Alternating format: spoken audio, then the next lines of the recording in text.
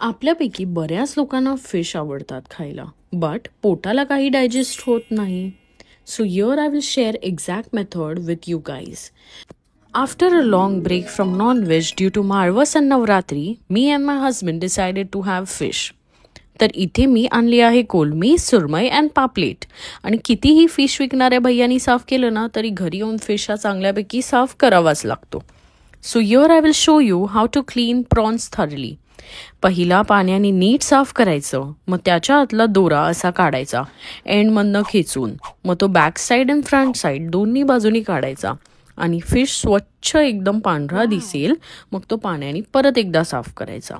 Later on masala, salt, ginger garlic paste आणि कोकम आगळ टाकायचं किंवा लिंबूही टाकू शकतात. मस्त मिक्स करायचं आणि 15 मिनटं ठेवायचं.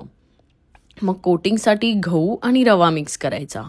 मग एक एक कोलमी मस्तपैकी अशी कोट करायची आणि पॅनवर फ्राय करायची. दोन्ही बाजूनी मस्त क्रिस्पी झालं की यू कॅन एन्जॉय. नाव बाकी जे सुरमई आणि पापलेट होते तेही मी फ्राय केले आणि सोबत फिश करी, राईस आणि चपाती बनवली आणि मस्त असं सॅलड्स देखील होतं. तर तुम्ही अशा प्रकारे फिश मस्त साफ करून बनवलं तर ते तुम्हाला कधीच बाधणार नाही.